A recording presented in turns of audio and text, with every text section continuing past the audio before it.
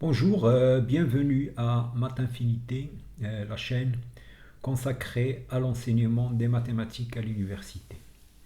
Alors, dans cette vidéo, donc, on va voir les exercices corrigés sur la leçon des champs de vecteurs et des formes différentielles que j'ai posté il y a quelques jours. Voilà, donc il est donc recommandé de voir d'abord le cours avant de passer à cette vidéo consacrée à trois exercices corrigés. Alors je vais rappeler quand même qu'est-ce qu'on va faire. Donc on va s'intéresser aux champs de vecteurs sur R2, qui sont des applications d'un ouvert de R2 dont R2, ou bien les formes différentielles sur R2. Alors, il y a deux types de champs de vecteurs et de formes différentielles particulières. Les gradients pour les champs de vecteurs. Ce sont les gradients de fonctions qui sont donnés par t de f sur dx, t de f sur dy, et les formes exactes. La différentielle de f égale à t de f sur dx. Voilà, et donc le but des exercices ici, c'est de se donner des informes et de voir à quelles conditions ils sont exacts. Et dans ce cas, dans le cas où ils sont exacts, trouver les primitives, c'est-à-dire trouver la fonction qui vérifie ça. Alors la condition nécessaire pour être exact, c'est ça. Donc ça, c'est quand il faut que si P égale à T de F sur Tx et Q égale à T de F sur Ty, on a cette condition nécessaire. Et dans ce cas-là, quand cette condition est vérifiée, on dit que oméga est fermé. Alors bien sûr, il y a des formes fermées qui ne sont pas exactes. Et le théorème de Poincaré nous dit que être fermé et exact, c'est la même chose quand on travaille sur un domaine étoilé, en particulier sur les domaines convexes. Voilà, donc c'est ça ce qu'on va utiliser aujourd'hui. Voilà, donc on va prendre une forme, voir est-ce qu'il est fermé. Et s'il est fermé, ben, on va montrer, suivant la condition du domaine, on va déduire qu'il est exact. Et dans ce cas-là, on va trouver les primitifs.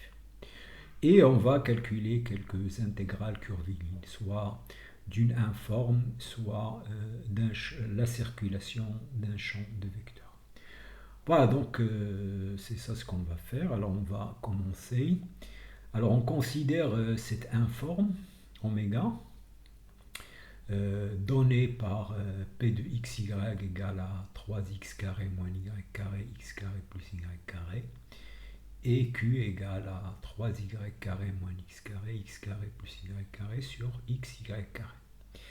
Alors on prend le domaine D, donc c'est le quart de plan, x positif et y positif.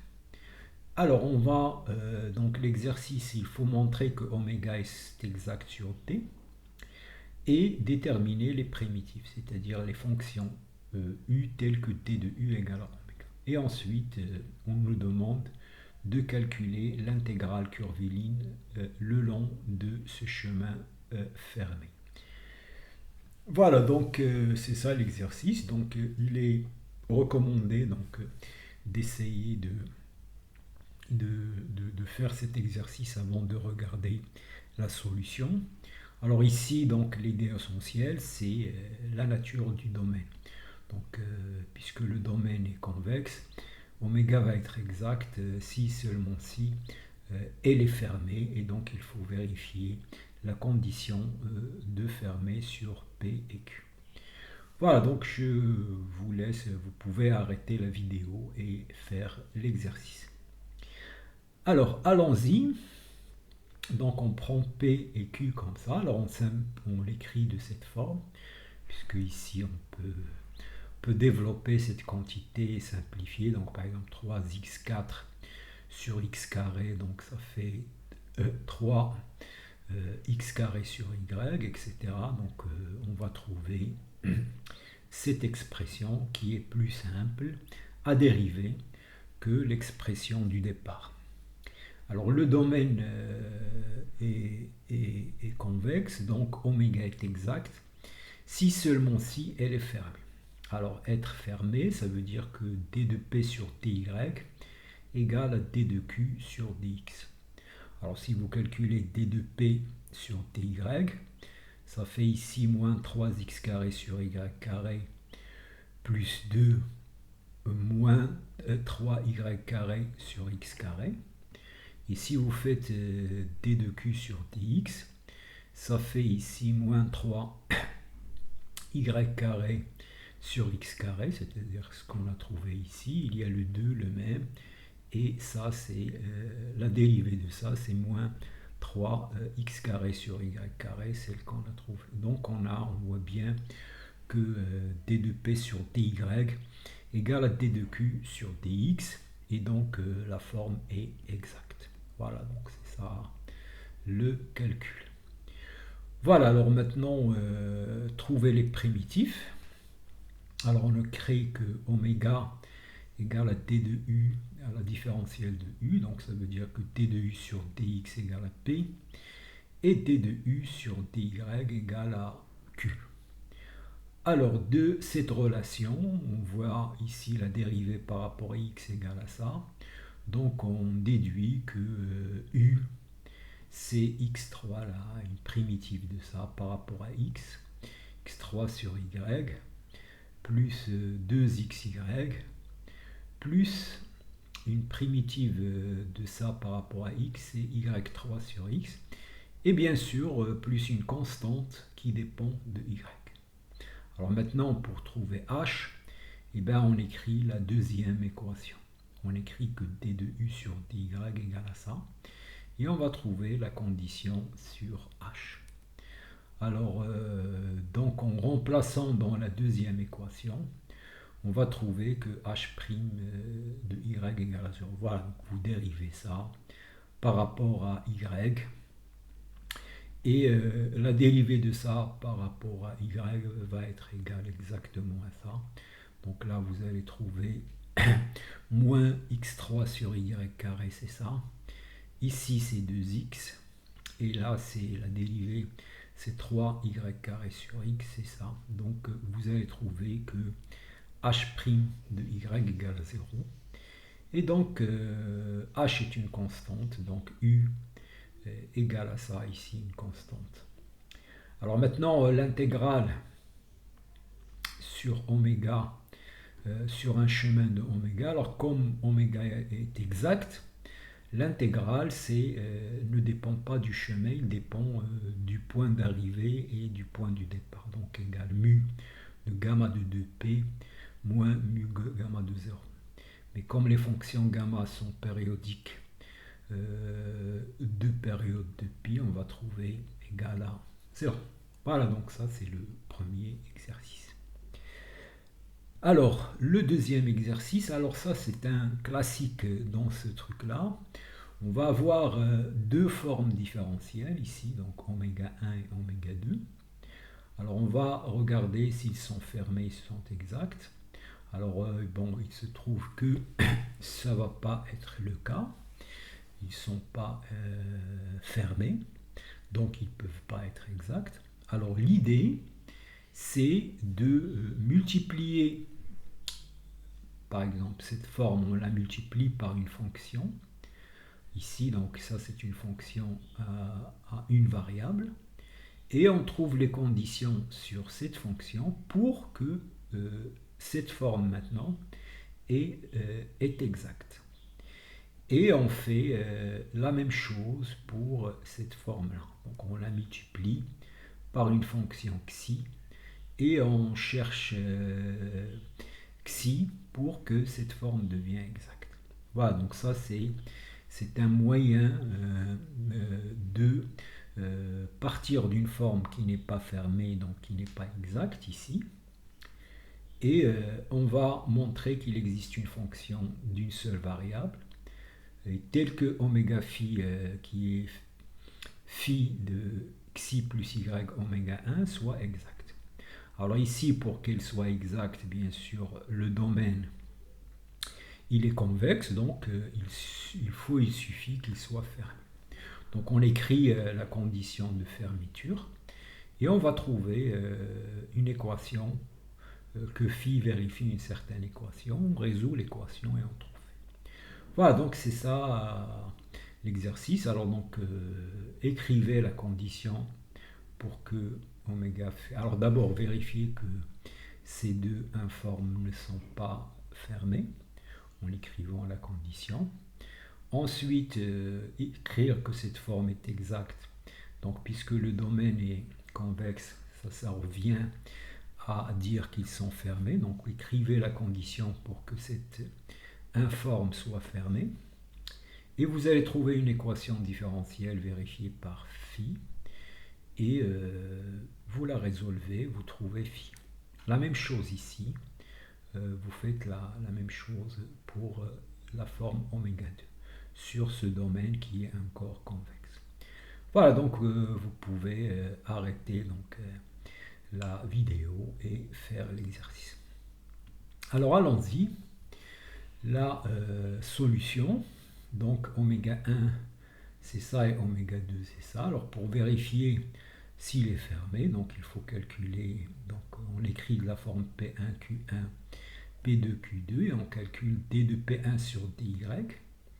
Alors ici c'est 2Y et D de Q1 sur DX, c'est 2X, alors bien sûr c'est différent. Donc oméga 1 n'est pas fermé, donc il ne peut pas a fortiori être exact. Alors la même chose pour oméga 2. D de P2 sur DY égale à 2X, ici. Et D de Q2 sur DX égale à moins 2X. C'est différent, donc ces deux informes ne sont pas fermés et donc ne sont pas exacts. Alors maintenant, on multiplie par une fonction. On commence par oméga 1. Donc je prends cette informe oméga phi et je cherche à quelle condition il est exact. Alors puisque le domaine est convexe, ça revient que D à écrire D sur dy de P ici c'est y carré phi de x, c'est ça, égale à D de Q sur dx égale à ça. Alors si vous dérivez ça par rapport à y, donc ça c'est un produit, donc là il y a la dérivée de y carré, donc c'est 2y, donc c'est ça, 2y fois phi de x, plus y carré d de phi xy, donc c'est phi prime, puisque là, bon, la dérivée ici par rapport à y c'est 1. Donc c'est 2y phi de x plus y carré phi prime de x. Et là, la même chose. Donc vous passez de ce côté-là, donc il y aura moins 2x phi de y moins x carré phi y. Et donc, on a cette équation-là. Alors, puisqu'on est sur le domaine y moins x est strictement positif, donc je peux simplifier par y moins x ici. Ici, c'est y moins x, y plus x. Donc, je peux simplifier par y moins x. Et donc, il me reste cette équation-là. Voilà, et donc phi vérifie cette équation. Donc, en fait, il vérifie l'équation différenciable xy'. Je change de paramètre, donc ça, c'est la variable maintenant. Xy' plus 2y égale à 0. Et donc, j'ai une équation du premier degré linéaire. Alors, les solutions de cette équation sont y de x égale à une constante exponentielle de moins a de x. Avec a de x, c'est 2 sur x. C'est ce coefficient-là, 2 sur x. Donc, la primitive de ça, c'est log de x carré. Donc, si je remplace ici, je trouve y de x égale à c sur x carré. Donc, phi, phi, c'est vérifie phi de u égale à c sur u au carré. Donc, voilà, je remplace phi de u égale à ça.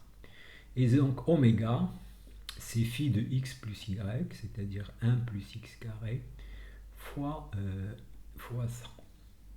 Et maintenant, cette forme oméga est exacte. Alors maintenant, on va trouver les primitifs de oméga phi.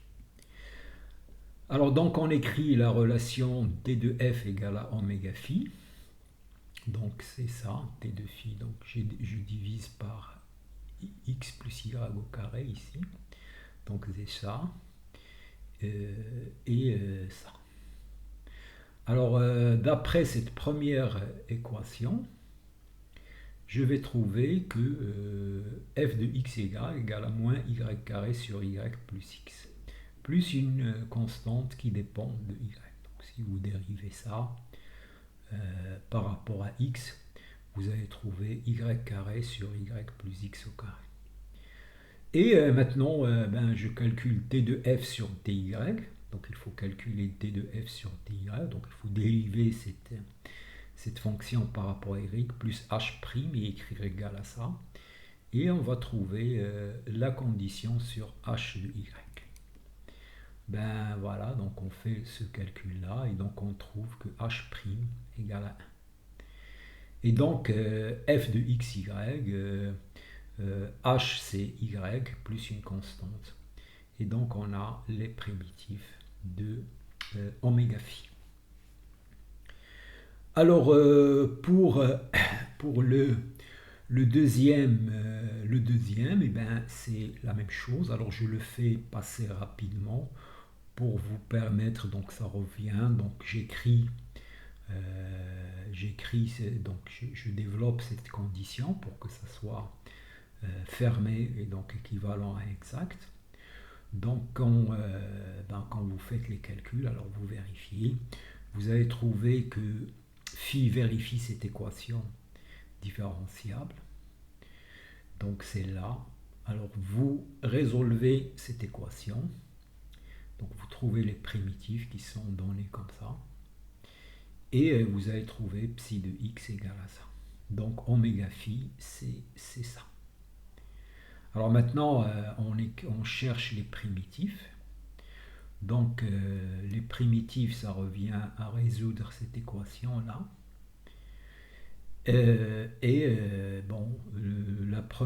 La deuxième équation va nous donner que f de x égale à ça, plus une constante qui dépend de x, et on remplace dans la première, et on trouve que h' égale à ça, et donc ça, une primitive de ça, c'est 1 sur x carré moins 1. Et on trouve les solutions. Voilà, donc je vous recommande de faire si vous n'avez pas fait l'exercice de départ, de refaire ça, de s'asseoir et de faire voilà, et c'est ça la méthode quand on a une forme différentielle pour montrer qu'il est exact. On montre qu'il est fermé si le domaine est convexe, et pour trouver les primitifs, on résout l'équation différentielle ou dérivée partielle comme ça, et voilà. Alors maintenant, on va finir par des calculs d'intégrale curviligne.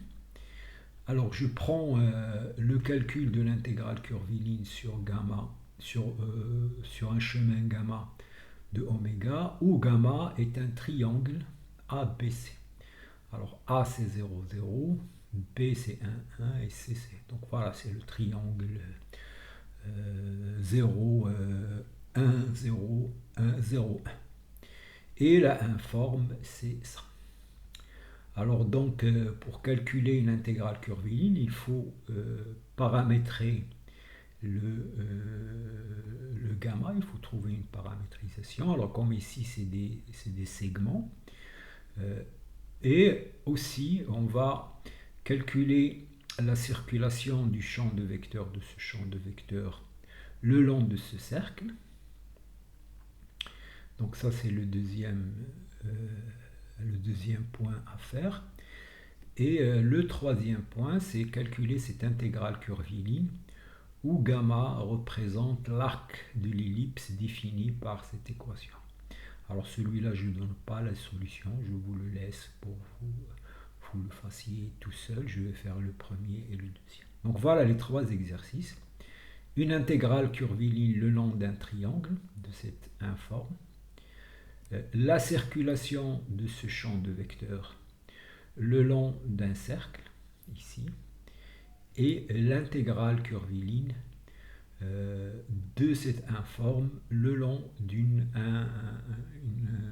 un quart d'ellipse, un demi-ellipse, y ici positif. Bon alors allons-y. Alors pour le premier, ça c'est oméga. Alors la paramétrisation d'un segment AB, c'est gamma 1 de t, c'est 1 moins t fois a plus tb. De telle sorte qu'à l'instant t égale à 0, vous êtes en A, et à l'instant t égale à 1, vous êtes en B. C'est ça la paramétrisation d'un segment. Alors si A ici c'est l'origine et B c'est 1, 0, donc on trouve ça. Gamma 2, donc la même chose, 1 moins t plus t. Donc ici c'est 1, 0, donc c'est 1 moins t. Ici c'est 0, 1, c'est t. Et gamma 3, c'est 1 moins tc plus ta. Voilà. Et maintenant, on calcule.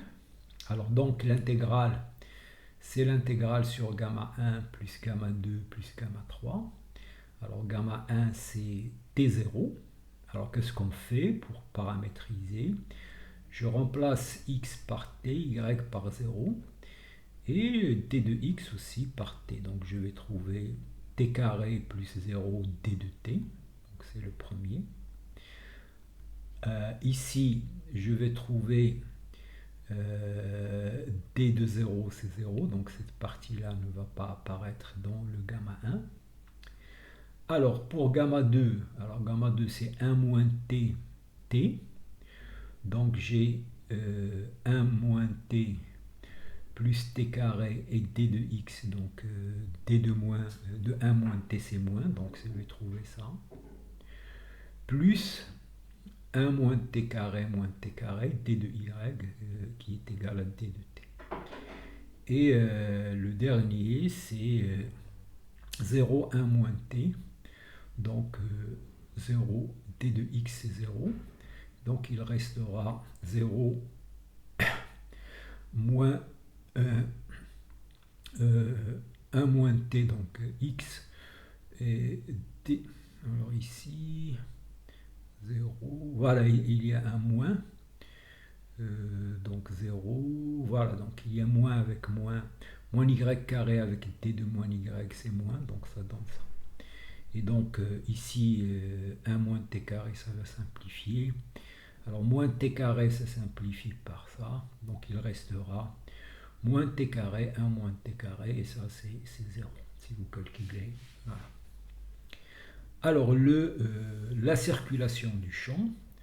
Donc d'abord, je commence par trouver une paramétrisation du cercle.